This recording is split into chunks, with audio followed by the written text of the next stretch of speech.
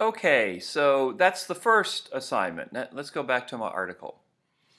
And you'll see in the body of the you'll see in the body after after the New York Times quote, I talk about the execution of Maximilian, and I talk about the Chicago Tribune. There's an editorial in the Chicago Tribune, and that's officially footnote number 1. Now, the reason that I didn't footnote the New York Times epigraph that I used above is because you'll see that I told the reader where they could find it. So, in footnote number 1 is whoever shall write the history of the Great Rebellion will not complete it until he has traced to its final termination the effort of the Austrian Archduke to establish himself on the throne of a Mexican empire. And that's a great quote for me because that makes my argument. Remember, my argument is that the Civil War and the U.S. Civil War and what's called the French intervention into Mexico were very intertwined. So when I saw that quote, that made my day because one of the things I'm trying to get across to you guys, there's nothing more persuasive than a quote from a primary source. And so this newspaper is making basically the argument that I'm making. So anyway, I just was ecstatic when I found that quote. Now, but here's what I want from y'all. So that's footnote or endnote number 1.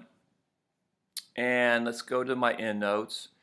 And it is the Chicago Tribune, June 13th, 1867.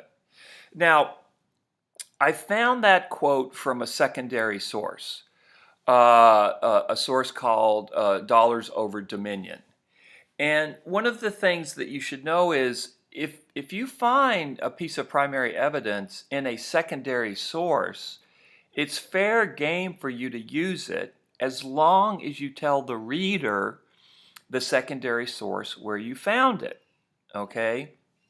So footnote 1 is great for me in terms of 2003 because it allows me to have you do 2 things, okay? Here's the first thing I want you to do. I want you to go into our historical newspaper database, and I want you to find the Chicago Tribune on June 13th, 1867. Put in a search like you did for the New York Times, and let's see, I think Great Rebellion in caps might be. Again, you want to search something that's unusual, so it pops up pretty quickly. Anyway, you can figure out how you want to search it. I want you to find the article that I've quoted. Actually, another historian, Thomas Schoonover, quoted it, and I used his quote. But I want you to double check both of us. And as you did with the New York Times article, I want you to print out the Chicago Tribune article that has the quote that appears in my piece. I want you to print it out, and I want you to turn it in class next Tuesday. Highlight the quote that I use, okay? Highlight the quote that I use. So what you're doing so far, and you'll have more to do, is I want you to look at 2 quotes from 2 U.S. newspapers from the 1860s, and I want you to backtrack, and I want you to find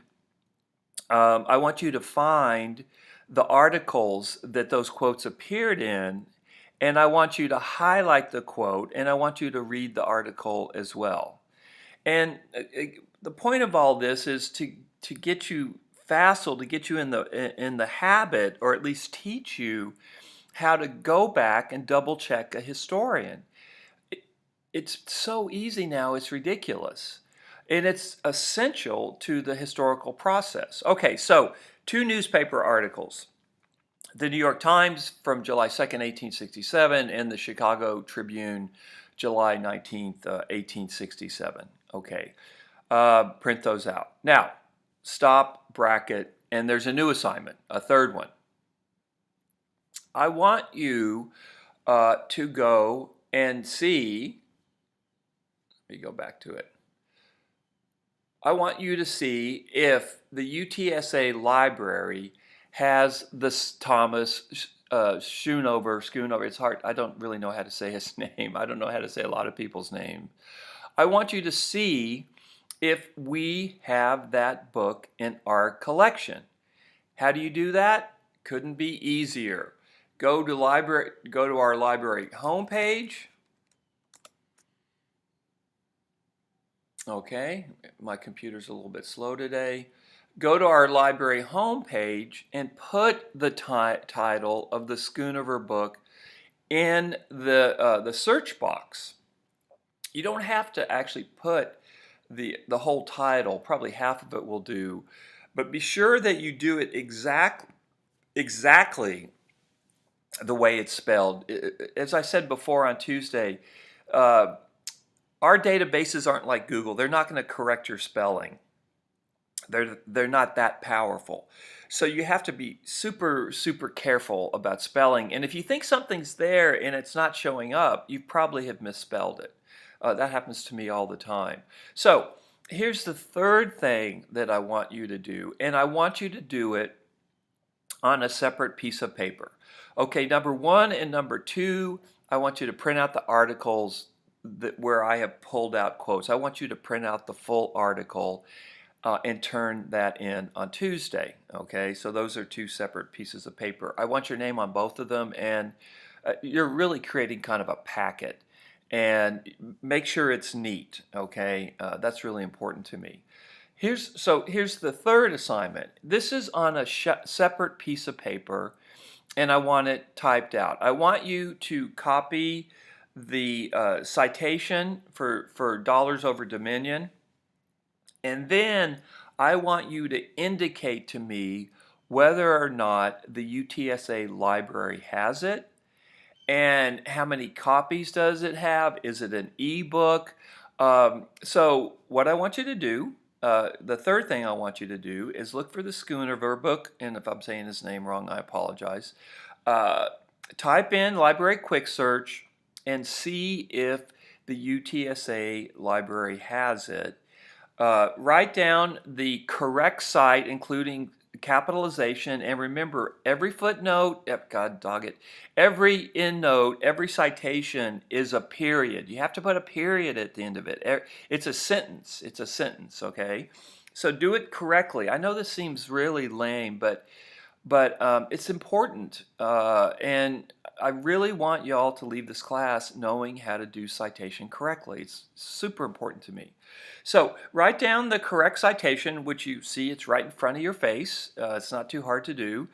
And then indicate to me whether or not the UTSA library has this book. And how does it have a hardback? Is there something you can pull off the shelf? Is there an ebook?